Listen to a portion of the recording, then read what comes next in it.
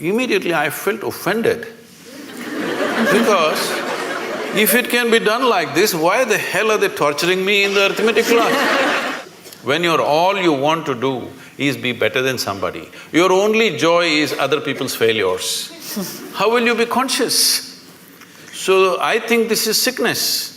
From kindergarten, you're spreading the sickness into children and you expect them to be fantastic, it won't work like that.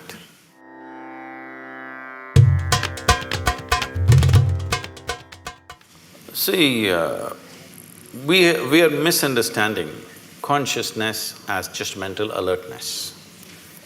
Mental alertness will help you to survive better. Consciousness is not about that. See, you know that you exist right now only because you're conscious, isn't it? You are conscious right now. That's why you know that you're here. Suppose you fell asleep. You don't know that you exist, isn't it? You don't know the world exists, nor do you know that you exist, simply because you're somewhat unconscious. Does it mean to say you're completely unconscious? No, you're still conscious when you're sleeping, but not conscious enough to notice the presence of many things. So consciousness is not whether it is present or absent, it is always there.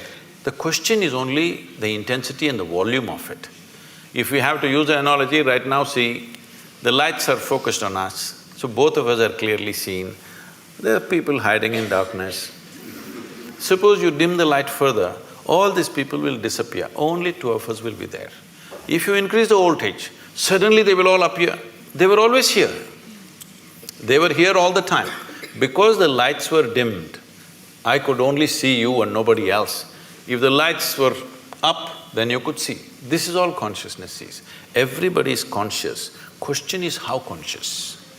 So to increase or to raise consciousness, what have we done in the societies?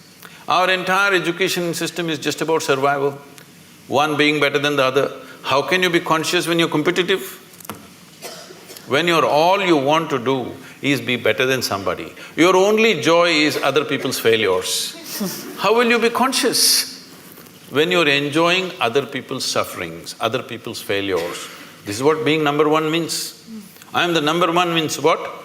You're number 10, that's my joy. So I think this is sickness. From kindergarten, you're spreading the sickness into children and you expect them to be fantastic, it won't work like that. So do we need to change our systems? Oh, definitely.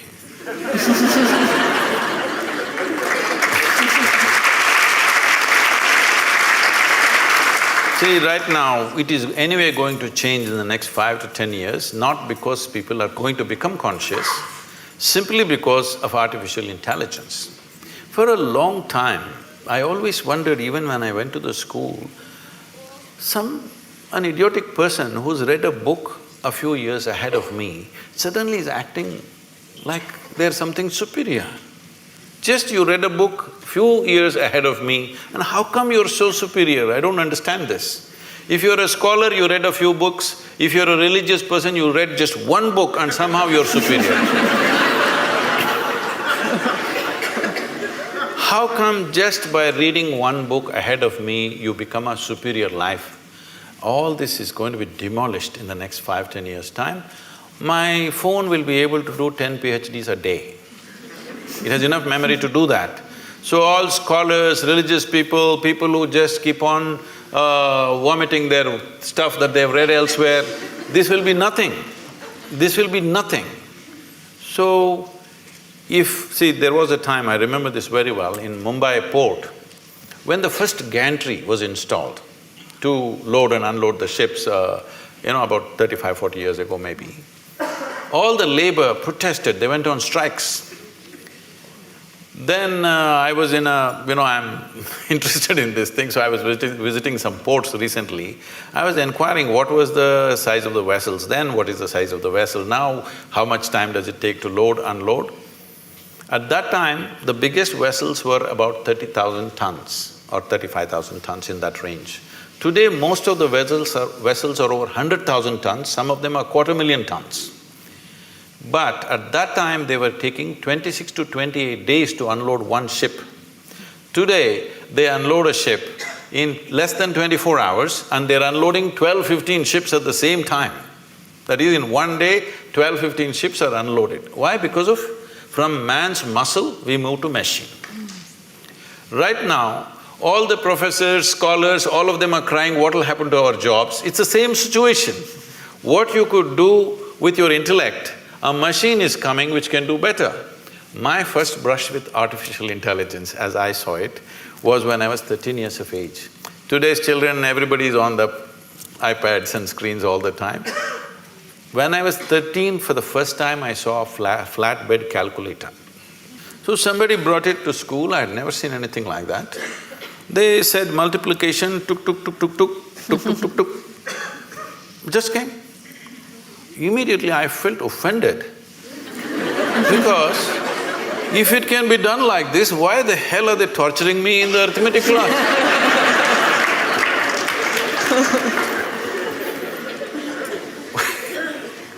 So then I imagined if there was a calculator for physics, chemistry, biology, everything, how wonderful. It took 50 years, now it's coming. All the best for the children of the future, because they don't have to go through this torture of simply trying to retain something in your memory and believe that your memory is intelligence. Your memory is not intelligence. Your memory is a certain capability, all right? But intelligence is a different dimension of life. Consciousness means pure intelligence, unsullied by memory. Now if I look at you, oh, I know Yalda, oh, she's good, she's bad, she's my friend, she's my enemy, this, that, so much nonsense in my head.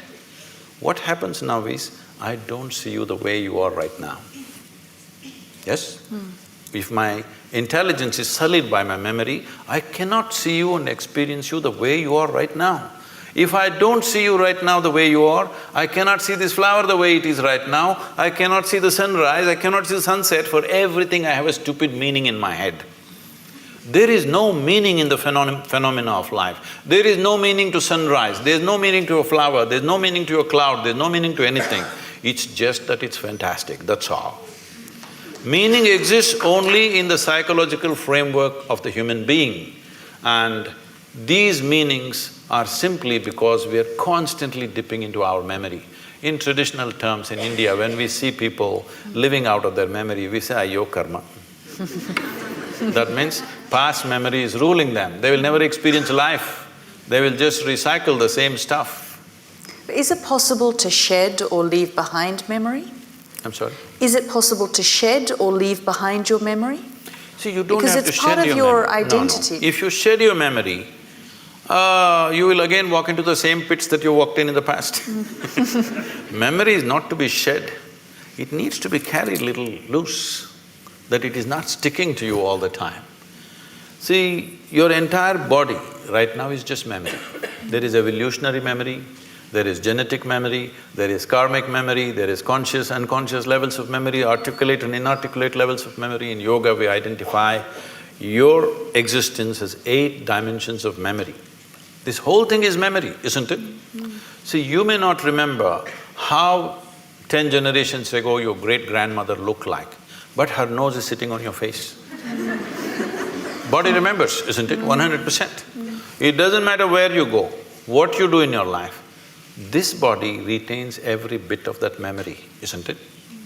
So, this existence is memory, but do you want to use this body and this bank of memory that you have in your mind as a platform upon which you sit, or do you want to carry this on your head? This is the difference.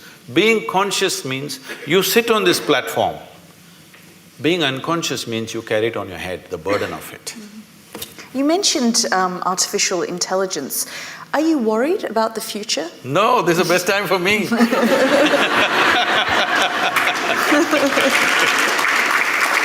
See, if, let us say, right now, you have read 10,000 things and you remember all that. I have not read anything. So, the value that you have is only the memory you have. But now I have a little gadget which knows 1,000,000 times more than you know. So now what is the value for you and me? What kind of a human being I am is the only value, isn't it? What nonsense you carry in your head is of no value. So this is great time for me. This is great time for humanity because now you being a human being will become more important than what nonsense you carry in your head. I'm sorry, this is head talk. So are you saying then that we are living in the best time in history? Definitely. Is there any question? Never before human survival was as well organized as it is today. If you had to start your morning, you had to take a bucket and go to River Thames, which is a mile away, and carry this bucket full of water. Tell me in this room, how many people are even fit enough to carry a bucket full of water for a mile? Now we're complaining because the warm water is not coming. There are two knobs you have to turn for warm and cold water. You want a single knob, so people are freaking in the morning. Two knobs have to handle. So, survival is better organized than ever before. When our concern was survival, we couldn't pay attention to other dimensions of life. See, once you come as a human being, if you had come as any other creature, stomach full, life settled. Once you come as a human being, stomach empty, only one problem, stomach full, 100 problems. Why this is so is, our life is not fulfilled with survival. When our survival is in question, we are just like any other creature. Only when survival is fulfilled, the dimensions of being human kicks in into our experience.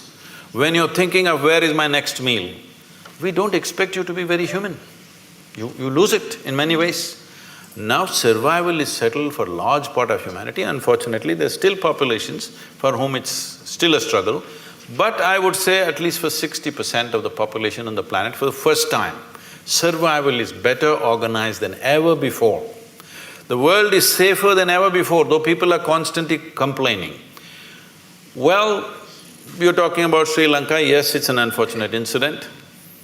But 1,000 years ago, if 1,000 people died just 100 miles away, you would be sitting here thinking world is super peaceful.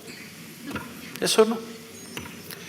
Today it's because of BBC that somebody dies somewhere, the blood flows into your sitting room.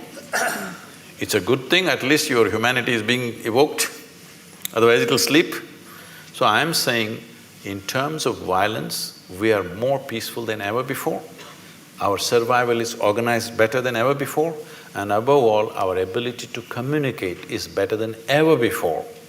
These are not small things. Now the question is, what are we going to communicate? Are we going to abuse each other? Are we going to throw dirty things at each other? Or are we going to do something that will transform us as a generation, because this is our time on the planet? Are we going to make this the greatest time in the world ever? Or are we going to let this pass? That's all we have on our hands. What else do we have? That's all we have. All we have is a little bit of time, isn't it? Hello? All we have is a little bit of time. But most people think they're immortal. That's why they don't do anything. Because they think only other people die. They don't understand you and me will die. When we are born, we are geared to die. So it's only a question of time. Time is ticking away right now. As you sit here, from the time we came and sat here, we're 20 minutes closer to our graves, all of us.